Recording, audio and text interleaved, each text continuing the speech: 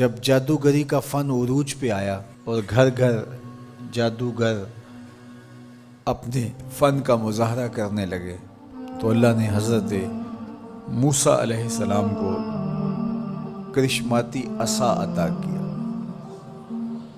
جو جادو کے فخر کو توڑ کے رکھ دیتا ہے.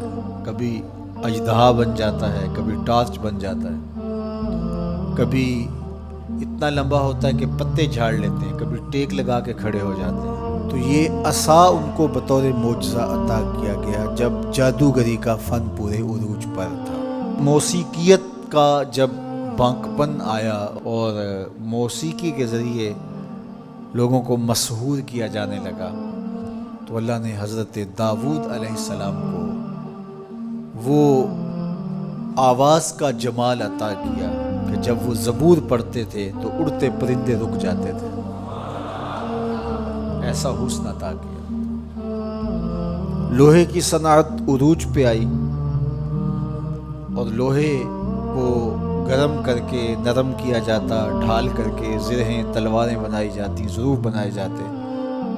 تو اللہ نے حضرت داؤد علیہ السلام کو یہ معجزہ دیا کہ وہ لوہے کو ہاتھ میں لیتے موم کی طرح نرم پڑ جاتا اور جس طرح چاہتے اس کو وہ شکل دے دیتے.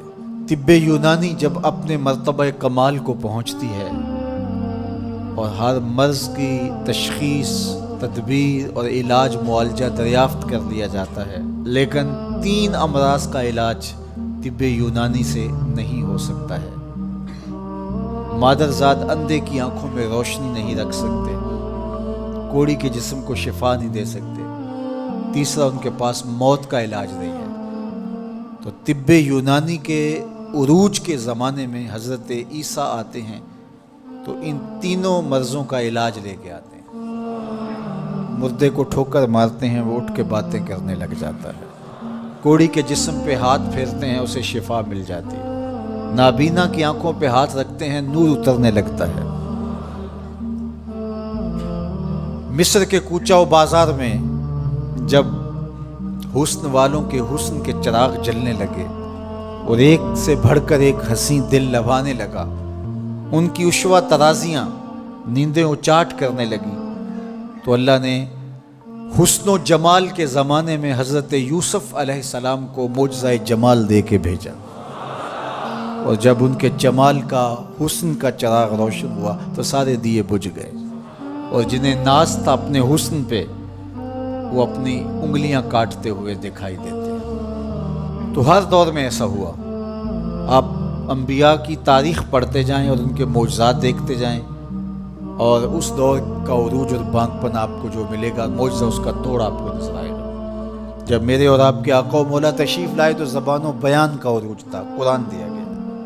قرب قیامت میں انسانی ارتقاء اور مادی ترقی اور اپالو یازدم کے ذریعے چاند پر جانے کی باتیں ہونی تھی اور لوگوں نے مریخ پر جانے کی تیاریاں کرنی تھی. تو اللہ نے اپنے محبوب کو دوسرا بڑا معجزہ معراج عطا کیا کہ دنیا الٹی چھلانگیں بھی لگاتی پھرے، وہاں کسی کا خیال بھی نہیں پہنچ سکتا جہاں محمد عربی کے قدم پہنچ گئے. میرے امام بولے، خرد سے کہہ دو کہ سر جھکا لے، خرد سے کہہ دو کہ سر جھکا لے، گماں سے گزرے گزرنے والے، یہاں خود پڑے ہیں جہت کو لالے، کوئی کیا بتائے کدھر گئے تھے، سراغ عین و متا کہاں تھا، نشان کیف و الا کہاں تھا، نہ کوئی ساتھی نہ کوئی راہی، نہ سنگ منزل نہ مرحلے تھے، کمان امکان کے جھوٹے نقطوں تم اول آخر کے پھیر میں ہو، محیط کی چال سے پوچھو کدھر سے آئے کدھر گئے تھے، وہی ہے اول وہی ہے آخر، وہی ہے ظاہر وہی ہے باطن، اسی کے جلوے اسی کو ملنے اسی سے اس کی طرف گئے تھے، کمان حیرت میں سر جھکائے عجیب چکر میں دائرے تھے، ان کی عظمتوں کی کنہ تک کون پہنچے. یہاں تو جبریل بھی ہاتھ باندھ کے کھڑے ہیں. جب جبریل نے کہا کہ حضور آگے میں نہیں جا سکتا تو کہا وہی لانے والے اب آنا آگے، جو در دوستی مخلصم یافتی، جب دوستی میں تو نے مجھے مخلص پایا ہے تو پھر راستہ کیوں چھوڑ رہا ہے.